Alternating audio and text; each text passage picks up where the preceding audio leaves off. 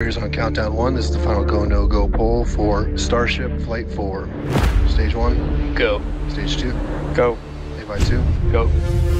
Flight directors go for launch.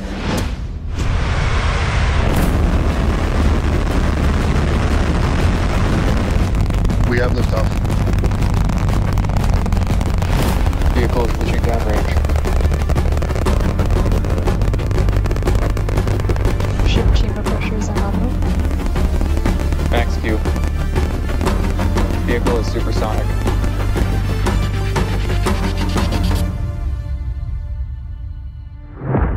Booster engine cut off.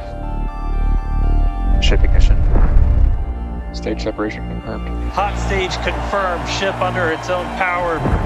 Who's been burn startup? View of the jettisoned hot stage. Booster, the primary goal today is to do a landing burn and a splashdown in the water.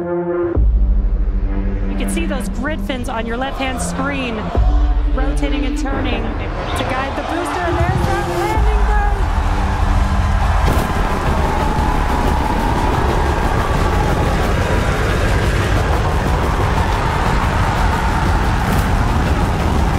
And we have splashdown.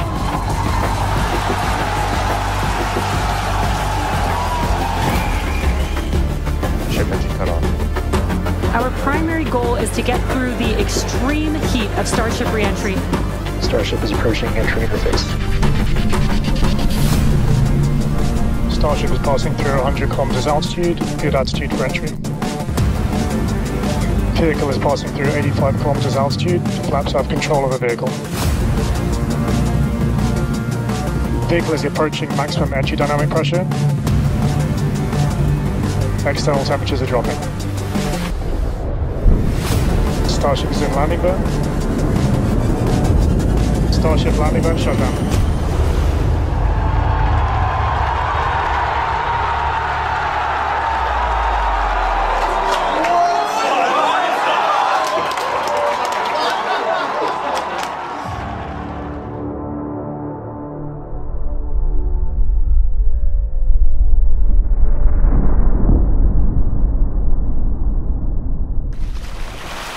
여러분은 혹시 SF 영화를 보면서 이런 생각을 해보신 적 있으십니까? 왜 미래 사회를 그리는 영화들에는 어김없이 국가들보다 더 강력한 힘을 가지는 초거대 기업들이 등장할까요? 그 기업들은 도대체 뭘로 돈을 벌었길래 전 세계 그 어떤 국가보다도 강력하고 막강한 힘과 권력을 가졌다는 영화 속 설정이 가능했을까요? 이런 생각을 하면서 영화 속 초거대 기업들의 비즈니스들을 살펴보면 단순히 SF 영화를 즐기고 끝내는 게 아니라 우리 인간이 상상할 수 있는 가장 유망한 미래 산업과 파괴적 혁신으로 불릴 수 있는 제품과 서비스를 예측해 볼 수 있습니다. 자, 그럼 영화 속에서 우리가 봐왔던 미래를 지배하는 기업들의 몇 가지 특징들을 한번 살펴보겠습니다. 우선 이들 기업들은 늘 비슷한 컨셉으로 등장하죠. 인간성과 도덕이라고는 전혀 하나도 볼 수 없고 그저 무조건 돈만 쫓아서 움직이면서 그 과정에서 생기는 수많은 사람들을 희생시키죠. 그러니까 보다 보면 미래가 무섭고 기업들은 전부 악마처럼 보일 텐데 이런 영화적 재미를 위한 설정들에 너무 감정이입하면서 흥분해서 보지 마시고요. 덤덤하게 이 기업들의 특징들만 살펴보면 대부분 이 기업들은 특정 자원을 독점하고 정보와 데이터를 수집하는 국가 권력조차 넘어설 만큼의 강력한 존재로 그려지죠. 그 대표적인 예가 영화 블레이드 러너에 등장했던 타이렐 코퍼레이션입니다. 이 회사는 생명공학을 통해서 인간보다 뛰어난 복제인간인 일명 레플리칸트를 만들어내면서 우주개척과 식민지 건설을 이어가는 모습으로 나옵니다. 이 영화 진짜 명작이죠. 그리고 여기 또 다른 기업이 있습니다. 제가 좋아하는 에이리언 시리즈에는 웨이랜드 유탄이라는 초거대 기업이 인류의 우주 탐사와 자원 채굴을 지배하고 있습니다. 그러면서 또 인간형 로봇을 제조하고 이를 통해서 인간의 삶 전반에 단순 노동, R&D, 우주 탐사 등 다양한 산업에서 활용하는 모습으로 나오죠. 그럼 이번에는 아바타 시리즈를 볼까요? 여기에도 RDA라는 초거대 다국적 선강 기업이 판도라 행성의 자원을 탐욕적으로 착취하는 장면이 나오는데 결국 RDA의 주력 사업은 우주 탐사와 희소 광물 채굴이고 이를 위해서 군대까지 가지고 있는 걸 보면 거의 우주 스케일의 동인도 회사인 거죠. 마지막으로 터미네이터 시리즈에는 인류의 멸망을 초래한 사이버다인 시스템즈가 등장합니다. 이 기업은 그 유명한 스카이넷을 개발해서 자율적으로 판단하는 AI 시스템을 만들고 결과적으로 인류의 생존에 위협을 초래했죠. 자, 그럼 한번 정리해보자고요. 앞에서 쭉 나열했던 SF 영화 속의 기업들은 거의 대부분 인류의 노동력을 대체하는 복제인간이나 아니면 스스로 판단하는 AI가 탑재되어 있는 인간형 로봇 등의 휴머노이드를 개발하고 있고, 우주개척과 희소 광물 채굴, 식민지 건설 같은 우주산업을 진행하고 있는 기업들로 묘사되고 있습니다. 그죠? 어째 하나같이 다 비슷한 설정이죠? 즉, 수많은 감독과 시나리오 작가, 그리고 그들의 대본에 영향을 줬던 미래학자들이 바라본 우리 인류의 미래 초거대 다국적 기업의 특징은 인간의 노동력을 대체하는 휴머노이드의 발전과 우주자원을 탐사하고 발굴하고 우주 식민지를 건설한다는 점입니다. 결국 이 몇 가지 핵심 분야들이 우리 인류가 상상하고 바라보는 미래의 가장 큰 부가 창출되는 비즈니스의 영역이라는 것이겠죠. 구글의 수석 엔지니어이자 유명 미래학자인 레이 커즈와일은 인간의 휴머노이드와 인공지능 기술이 2040년경에 인간의 지능을 초월할 것으로 예측하고 있습니다. 그는 이미 오래전에 특이점이라는 개념을 제시하면서 인공지능과 로봇이 인간 노동을 대체할 뿐만 아니라 새로운 형태의 경제를 창출할 것이라고 주장했었죠. 특히 휴머노이드는 산업 현장뿐만 아니라 가정, 의료, 서비스업 등의 일상 전반에서 엄청난 경제적 부를 창출할 것이라고 봤습니다. 또한 우주개척 분야 관련돼서 국제우주탐사협의체 ISECG는 우주자원 채굴이 지구 경제에 미치는 영향에 대해서 그들이 발간하는 주기적인 보고서를 통해서 2050년까지 수조 달러 규모의 시장을 형성할 수 있다고 분석하고, 특히 소행성 채굴은 희귀금속과 물, 연료 등 지구에서 고갈될 수 있는 자원의 대안이 될 수 있는 매우 중요한 산업이라고 강조했었습니다. 또한 실리콘밸리의 유명 투자자인 피터 디아만디스 역시 그이져서 어번전스에서 우주자원 개발이 인류가 새로운 부의 기회를 창출하는 데 결정적인 역할을 할 것이라고 강조했었죠. 그는 특히 소행성 채굴이 우주산업의 핵심이 될 것이며 이를 통해 새로운 경제 생태계가 만들어질 거라고 주장했습니다. 이처럼 휴머노이드와 우주개척은 미래의 가장 큰 부가 창출될 두 개의 핵심 사업으로 떠오르고 있으며, 이러한 미래학자들과 기관들의 예측이 오래전부터 SF 영화에 담기게 되었던 거죠.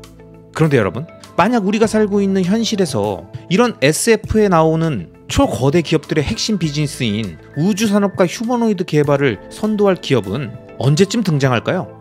그리고 만약 미래의 초거대 기업이 될 포텐을 갖고 있는 기업이 현재 있다면 그 기업은 지금 어떤 비즈니스를 하면서 미래를 준비하고 있을까요? 아마 구독자님들마다 다양한 기업들이 떠오르시겠지만, 그냥 일반적으로 봤을 때 많은 분들이 가장 먼저 떠올릴 수 있는 기업들은 현재 글로벌 시총 탑인 애플, 구글, 아마존, 마이크로소프트, 메타, 엔비디아 같은 기업들이겠죠. 가장 돈이 많고 좋은 인재들도 많이 있으니까 그 자본력과 맨파워를 이용해서 뭐든 다 가능하지 않겠느냐라는 생각이 드실 겁니다. 그리고 실제로 현재 그들은 우선 인공지능에서 그 미래를 찾고 있습니다. 구글은 현재 자신들이 보유한 구글 검색, 유튜브, 구글맵, 지메일, 안드로이드 운영체제를 통해서 수집된 데이터를 바탕으로 AI 기술을 오래전부터 연구하며 발전시켜왔고, 아마존은 전세계 기업들이 가장 많이 사용하는 클라우드인 AWS를 통해서 데이터를 계속 수집하고, 마이크로소프트 역시 애저 클라우드 플랫폼을 통해서 끊임없이 데이터를 수집하고 있습니다. 메타는 페이스북, 인스타그램, 왓츠앱 같은 소셜 플랫폼에서 방대한 사용자 데이터를 축적하고 있고, 애플은 아이폰을 비롯한 자사의 다양한 제품들의 하드웨어뿐만 아니라 앱스토어와 애플 생태계를 통해서 수많은 유저들을 자신들의 OS 생태계에 계속 머물게 하면서 각종 데이터를 축적해가고 있죠. 자, 그럼 이렇게 전 세계를 이끄는 빅테크 기업들이 자신들만의 데이터를 수집하고 AI를 학습시켜서 완성하고자 하는 건 뭘까요? 바로 AGI, 즉 인간의 지능을 뛰어넘는 디지털 초지능의 완성이며, 이를 통해 인간의 지능으로는 수백 수천 년이 지나도 전혀 해결되지 않았던 난제들을 AGI의 고도화를 통해서 풀어내면서 다양한 산업에서 인류의 문명 발전을 비약적으로 진보시키려는 겁니다. 그리고 그 과정에 엄청난 비즈니스의 기회들을 모두 가져가려는 거죠. 그렇기 때문에 모든 빅테크 기업들이 다 같이 달려들어서 양질의 데이터를 모으고 엔비디아의 AI 칩 대량으로 구매해서 데이터 센터 짓고 엄청난 전기 에너지 소비하면서 거대 언어 모델 기반으로 AGI를 완성하려고 시도하는 겁니다. 그런데 여러분, 우리가 여기서 한번 생각해 봐야 되는 건 결국 이런 빅테크 기업들이 주도하는 자신들만의 AGI가 잘 완성되고 나면 영상 초반에 언급했던 SF 영화에 등장하는 초거대 기업들의 주요 사업 영역인 우주 탐사와 인간의 노동력을 대체하는 휴머노이드 산업이 쉽게 그냥 바로 쑥 연결될까요? 여러분은 어떻게 생각하십니까?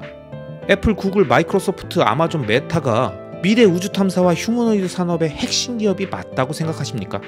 뭔가 좀 살짝 괴리감이 있죠. 비즈니스 간의 연계성이 조금 떨어지는 느낌이죠. 아무리 빅테크 기업들이 AGI 기술을 완성한다 하더라도 갑자기 로켓을 쏘아 올리고 인간형 로봇을 개발한다는 건 뭔가 좀 어색하지 않습니까? 그것보다 좀 더 손에 잡히는 미래인 자율주행 카에 대해서도 이 기업들이 의미 있는 솔루션을 내고 있지 않잖아요. 그리고 현재 우주산업과 휴머노이드 로봇 개발에서 가장 혁신적이고 앞서 있는 기업은 사실 누가 뭐라고 해도 일론 머스크가 이끄는 테슬라와 스페이스X잖아요.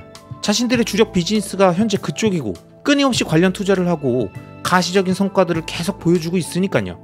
그렇게 저는 빅테크 기업들이 아무리 R&D를 한다고 하더라도 테슬라와 스페이스X를 이 분야에서 따라잡을 수는 없다고 생각합니다. 그리고 그러한 결정적인 이유를 엔지니어링 기술과 AI의 실질적인 결합으로 보고 있습니다. 테슬라와 스페이스X가 빅테크 기업들과 근본적으로 다른 점은 단순한 테크 기업이 아니라 일론의 이 기업들은 최첨단 엔지니어링 기술을 바탕으로 제품과 서비스를 만들어내는 기업이라는 점입니다. 거기에 AI를 실제 물리세계에 적용하면서 직접적으로 인간의 삶을 바꿀 수 있는 제품을 만들어내고 있는 거죠.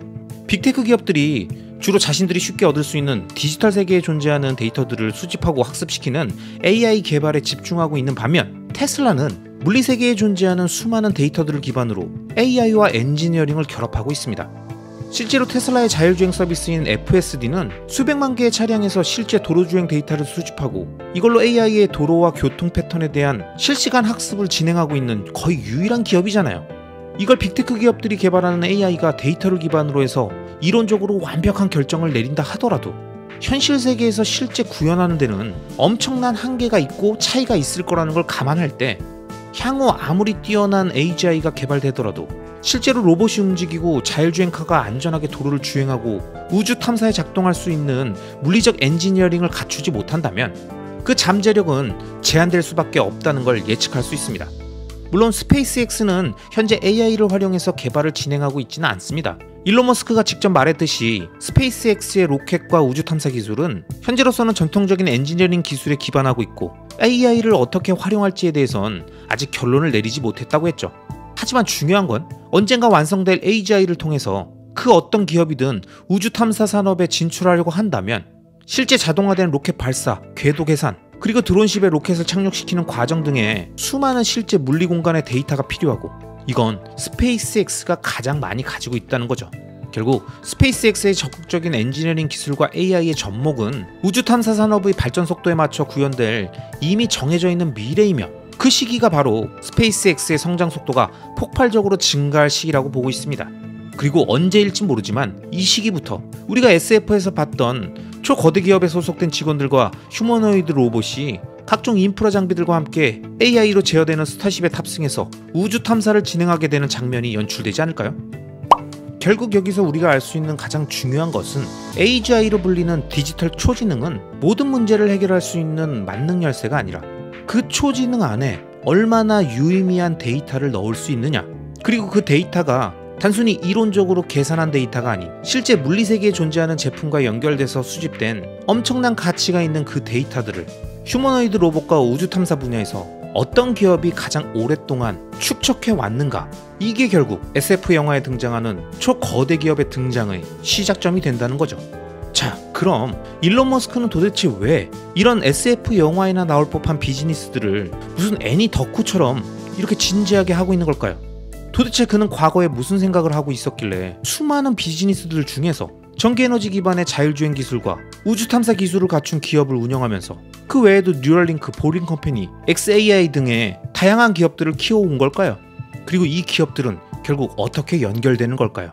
오늘 영상은 잠시 투자적 관점을 떠나서 SF 영화 속의 초거대 기업들의 특징과 이런 기업들이 등장하게 된 배경과 현재 우리가 알고 있는 기업들 중에서 이런 초거대 기업이 될 만한 가능성이 어떤 기업에게 있는지 가볍게 살펴봤습니다.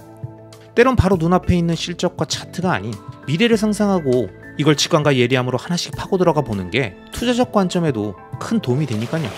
왜 미래 사회를 그리는 영화들에는 어김없이 국가들보다 더 강력한 힘을 가지는 초거대 기업들이 등장할까요? 거의 대부분 인류의 노동력을 대체하는 복제인간이나 아니면 스스로 판단하는 AI가 탑재되어 있는 인간형 로봇 등의 휴머노이드를 개발하고 있고 우주 개척과 희소 강물책을 식민지 건설 같은 우주 산업을 진행하고 있는 기업들로 묘사되고 있습니다. 구글의 수석 엔지니어이자 유명 미래학자인 레이 커즈와일은 인간의 휴머노이드와 인공지능 기술이 2040년경에 인간의 지능을 초월할 것으로 예측하고 있습니다. 또한 우주개척 분야 관련돼서 국제우주탐사협의체 ISECG는 2050년까지 수조 달러 규모의 시장을 형성할 수 있다고 분석하고, 특히 소행성 채굴은 희귀금속과 물, 연료 등 지구에서 고갈될 수 있는 자원의 대안이 될 수 있는 매우 중요한 산업이라고 강조했었습니다. 만약 미래의 초거대 기업이 될 포텐을 갖고 있는 기업이 현재 있다면 그 기업은 지금 어떤 비즈니스를 하면서 미래를 준비하고 있을까요? 현재 우주산업과 휴머노이드 로봇 개발에서 가장 혁신적이고 앞서 있는 기업은 사실 누가 뭐라고 해도 일론 머스크가 이끄는 테슬라와 스페이스X잖아요.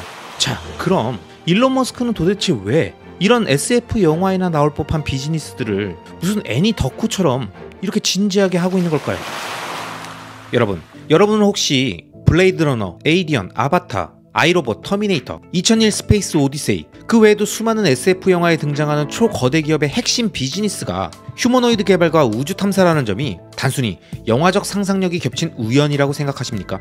하지만 여러분, 이건 레이 커즈와일이나 피터 디아만디스 같은 많은 미래학자들의 연구 결과들이 투영된 결과이며, 그렇게 인간이 상상하는 미래 초거대 다국적 성강 기업의 핵심 사업인 휴머노이드 개발과 우주 탐사 영역에서 독보적인 1위가 될 수 있는 기업을 찾고 그 기업의 움직임을 주의 깊게 관찰하는 게 투자적 관점을 떠나서 장기 투자자로서 미래를 예측하는데 매우 중요한 의미를 갖고 있다고 제가 지난 1편 영상에서 말씀드렸고, 이제 그 다음 이야기를 이어서 해보려고 합니다. 자, 그럼 현존하는 세계 최고의 기업들 중에서 휴머노이드 개발과 우주 탐사 분야의 독보적인 1위 기업인 일론 머스크가 이끄는 테슬라와 스페이스X, 그리고 그 외에도 일론이 함께 경영하고 있는 보링 컴퍼니, 뉴럴링크, XAI 같은 회사들이 각자 서로 다른 영역에서 제품과 서비스를 개발하고 있지만, 결국 이 모든 것이 지구에서 판매하고 테스트해보면서 자본과 경험을 축적해서 궁극적으로는 일론이 늘 얘기하는 화성 탐사와 식민지 건설을 위해 모두 하나로 연결된다는 마치 영화 같고 망상 같은 이 이야기를 미래학자들의 연구에 기반한 SF 영화 속 설정들을 통해서 재미있게 설명해 보겠습니다.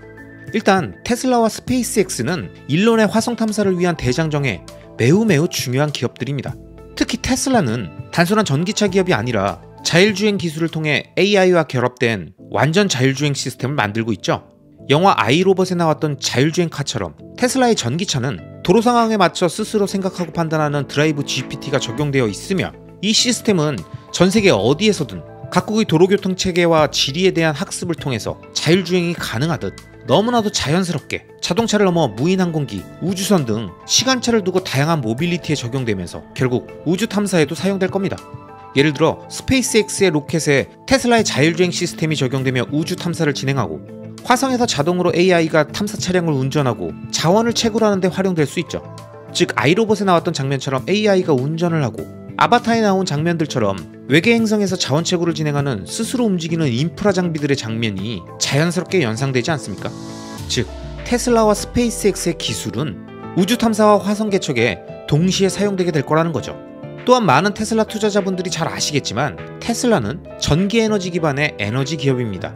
솔라시티 사업의 태양광 패널, 에너지 저장 장치 등 에너지의 작업자족 시스템에도 큰 힘을 쏟고 있죠. 그리고 이러한 테슬라의 에너지 관련 비즈니스들이 스페이스X와 연결된다면 영화 마션이 자연스럽게 떠오르겠죠. 주인공 마크 와트니가 태양광 패널로 에너지를 생산해서 화성에서 생존하는 장면처럼 우주 탐사가 원활히 진행되기 위해선 우주에서 모든 기기들을 작동시킬 수 있는, 쉽게 확보할 수 있는 에너지원인 태양열을 통한 전기 에너지의 생산과 저장이 매우 중요하며, 테슬라의 태양광 패널과 에너지 저장 시스템이 그 중요한 역할을 담당할 겁니다. 생각해보세요. 만약에 이러한 에너지 시스템이 없다면 화성에서는 엄청난 에너지 문제가 발생하지 않겠습니까? 그렇기 때문에 테슬라가 만든 태양광 패널과 에너지 저장 장치들이 화성 기지에 필수적인 에너지원이 될 거라는 거죠. 그리고 스페이스X의 로켓은 이 모든 기술들을 실어서 날라서 화성에 설치해주는 중요한 역할을 하겠고요. 이처럼 테슬라의 에너지 기술 역시 스페이스X의 우주 탐사와 연결돼서 화성에서의 생존 기반을 마련하는 데 매우 중요한 역할을 하게 될 겁니다. 그리고 여러분, 스페이스X는 영화 아바타 속의 RDA라는 기업처럼 새로운 행성에서 자원을 채굴하는 기업으로 볼 수 있습니다. 그리고 자연스럽게 이 장면에서 스페이스X와 테슬라의 제품들이 함께 작동되는 장면들이 자연스럽게 연출되게 되는 겁니다. 테슬라의 휴머노이드 로봇인 옵티머스가 스페이스X가 보낸 탐사선에서 내려서 화성의 자원을 채굴하고, 이 모든 작업과 현지 인프라 시스템의 작동은 테슬라의 에너지 사업인 태양광 패널과 에너지 저장 장치들을 이용해서 원활한 전기 에너지 공급으로 진행되겠죠. 그리고 이 로봇은 테슬라의 자율주행 AI를 기반으로 작동되니까 인간이 직접 개입할 필요도 없이 화성에서 자원을 채굴하고 운반하는 일에 자율적으로 24시간 내내 진행될 수 있고, 스페이스X는 그 자원을 다시 실어서 지구나 다른 행성으로 전달하는 행성 간 물류 인프라의 역할을 하겠죠. 그리고 여기에 뉴럴링크가 결합되면 더 흥미로운 스토리가 나옵니다. 뉴럴링크의 뇌 컴퓨터 인터페이스는 인간이 AI와 실시간으로 연결되어 원격으로 로봇을 작동할 수 있게 해줄 겁니다. 현재 뉴럴링크의 기술력은 사지를 움직일 수 없는 장애가 있는 사람이더라도 자신의 생각만으로 비디오 게임을 자유자재로 컨트롤할 수 있게 해주듯이, 마치 영화 매트릭스나 아바타의 장면처럼 인간의 뇌에 신경을 연결해서 가상 공간에 접속해서 새로운 능력을 발휘하는 것과 비슷합니다. 즉, 화성에 인간이 직접 가지 않아도 뉴럴링크를 통해 AI와 연결된 테슬라의 휴머노이드 로봇이 대신 일을 하고, 인간은 지구나 화성 기지에서 이를 통제할 수 있게 되는 거죠. 영화 매트릭스에서 탈출한 인간들이 언제든 가상 공간에 접속해서 원하는 임무를 뇌 신경만으로 수행하고, 영화 아바타에서 인간들이 나비족의 몸체에 접속해서 뇌 신경만으로 아바타를 조종하듯이, 결국 테슬라의 자율주행 AI가 적용된 휴머노이드 로봇, 뉴럴링크의 뇌 컴퓨터 인터페이스, 그리고 스페이스X의 우주 탐사가 모두 하나로 연결되는 겁니다. 그리고 여기서 또 다른 일론 머스크의 기업인 보링 컴퍼니의 역할도 중요해집니다. 영화 토탈 리콜에서는 우주 행성에 구축된 지하 터널을 통해서 빠르게 이동하는 장면이 나옵니다. 이 기술은 현재 보링 컴퍼니가 대도시의 교통난을 해결하거나 테슬라의 공장으로 이동하는 물류 인프라를 혁신하기 위한 수단 등, 현재 단순히 지구에서의 교통 문제를 해결하는 솔루션을 넘어서 화성에서 지하 거주지를 만드는 데 매우 핵심적인 인프라 기술이라고 볼 수 있습니다. 화성을 비롯한 많은 행성들의 환경은 인간이 지표면에 생존하기 어렵기 때문에 기본적으로 지하에 거주지를 만들어야 합니다. 그럼 이때 테슬라의 에너지 시스템이 지하 거주지에 에너지를 공급하고, 보링 컴퍼니의 터널 시스템이 거주지와 자원 채굴지를 연결할 수 있겠죠. 즉, 스페이스X가 자원을 채굴하고 테슬라의 자율주행 AI와 로봇이 자율적으로 탐사 차량을 운전하고, 보링 컴퍼니가 지하로 연결된 거주지와 기지를 구축하는 장면이 자연스럽게 연결될 수 있다는 거죠. 이렇게 영화 속에서나 볼 법했던 완벽한 협업 시스템이 일론 머스크의 기업들 사이에서 일어나는 겁니다. 그리고 여기에 마지막으로 xAI가 다른 빅테크 기업들처럼 만들고 있는 AGI, 인공초지능 시스템이 이 협업을 한 번 더 고도화할 수 있습니다. 영화 2001 스페이스 오디세이에서 AI 시스템인 할 9000이 우주선 내의 모든 기능들을 제어했던 것처럼, xAI의 고도화된 AI 시스템은 우주 탐사선과 화성기지의 모든 자원을 관리하고 의사결정을 내릴 수 있게 될 겁니다. 즉, 테슬라의 자율주행 AI와 로봇, 그리고 전기에너지 시스템, 뉴럴링크의 뇌 컴퓨터 인터페이스, 스페이스X의 우주 탐사, 보링 컴퍼니의 지하 인프라, 그리고 xAI의 AGI 시스템이 모두 하나로 연결되어 마치 SF 영화 속 초거대 성강기업처럼 화성 개척과 자원 관리가 하나로 융합되는 장면이 현존하는 일론 머스크의 기업들의 유기적인 연계를 통해서 구현될 수 있다는 거죠. 이처럼 머스크의 각 기업들은 단순히 독립적으로 운영되는 것이 아니라 하나의 거대한 시스템으로 작동될 수 있도록 서로 긴밀하게 연결되어 있습니다. 각각의 회사들이 맡은 역할은 다 다르지만 이 기술들이 결합되면 SF 영화 속에서나 볼 수 있었던 미래가 현실로 다가올 가능성이 매우 크며, 일론 머스크가 수많은 비즈니스의 기회들 중에서 하필 이 기업들만을 선별해서 계속 돈을 벌며 성장시키고 있다는 게 무엇을 의미하는지는 아마 이번 영상에서 이러한 내용들을 처음 접하신 분들이라도 자연스럽게 연결되실 겁니다. 자, 그러면 왜 일론 머스크는 이 모든 기업들을 동시에 발전시키고 있을까요? 단순히 돈이 될 만한 사업들을 여러 개 벌리고 싶어서 그러는 걸까요? 그렇지 않죠. 앞서 말씀드렸듯이 돈이 목적이라면 비즈니스의 기회는 이것들 말고도 수많은 산업들이 있습니다. 하지만 머스크는 이 모든 기업들이 결국 서로 연결되어 있다고 보는 겁니다. 예를 들어 테슬라의 에너지 자급자족 시스템이 없이는 에너지 공급 문제가 해결되지 않기 때문에 스페이스X의 화성 탐사가 성공할 수 없고, 또 뉴럴링크의 뇌 컴퓨터 인터페이스가 없으면 인간과 AI가 효율적으로 협력하기 힘드니까 우주 탐사와 휴머노이드 활용에 제약이 있다고 볼 수 있습니다. 또한 보링 컴퍼니가 없으면 화성 내 지하 공간에 주거와 작업 공간의 인프라 구축이 불가능하기 때문에 이 모든 기술들이 화성 이주라는 하나의 목표를 이루기 위해서 서로 보완되어야 하고, 그렇기 때문에 이 기업들은 모두 동시다발적으로 성장해야 하는 거죠.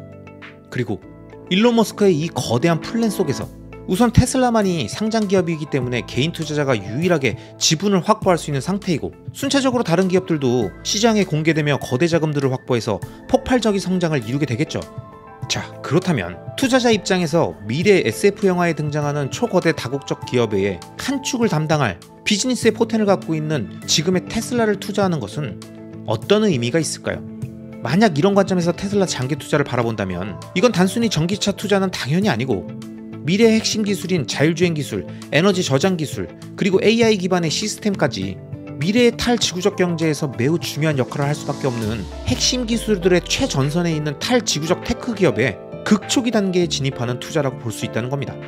전기차 시장에서는 이미 성공을 거두었지만 자율주행이나 AI 기술, 로봇 기술은 이제 상업화가 본격적으로 시작되는 단계이고 전기에너지 시스템 역시 이제 막 시장이 팽창하며 중요성이 인식되고 있는 과정이기 때문에 이번 영상에서 언급됐던 스페이스X를 비롯한 다양한 기업들과의 연계를 통한 미래의 우주 탐사와 화성 개척을 빼더라도 지금은 인류의 미래를 변화시킬 중요한 기술들의 성장을 미리 선점할 수 있는 좋은 장기 투자 기회가 될 수 있다는 거죠.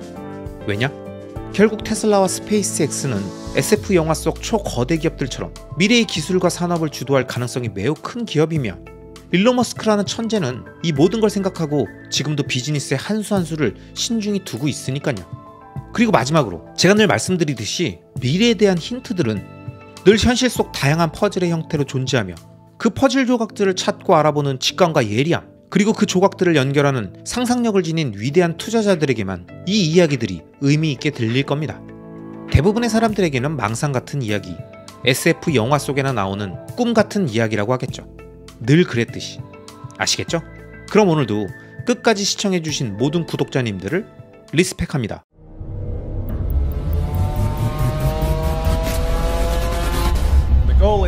목표는 사람들에게 완전히 지속 가능한 글로벌 경제로 가고 있는 길이 있음을, 그리고 우리가 그 길을 가고 있으며 그 길이 가속화되고 있다는 희망을 주는 것입니다. 우리가 이에 대해 안주하지 않는 한 그것은 실현될 것입니다. 테슬라 버블의 끝이 드디어 시작된 겁니다. 전 테슬라가 파산할 수 있다고 봅니다. 테슬라 모델 Y는 도요타의 라브4와 코롤라 모델을 제치고 세계에서 가장 많이 팔리는 차예요. FSD 버전 12와 관련해서 그 발전 속도는 매우 빠르며 그 영향력은 엄청나게 클 겁니다. 완전 자율주행이 가능해질 때 역사상 가장 큰 자산 가치의 상승이 될 수 있습니다. 자율주행 택시를 얘기하는 건 마치 꿈 같은 예측으로 들리는데 당신은 정말 그런 황당한 상상을 현실로 만들 수 있다고 생각합니까? 중요한 것은 잘못된 질문을 하면 올바른 답을 얻을 수 없다는 겁니다. 제 예측에 테슬라의 장기적인 가치는 대부분 옵티머스에 있을 거라고 강하게 확신합니다.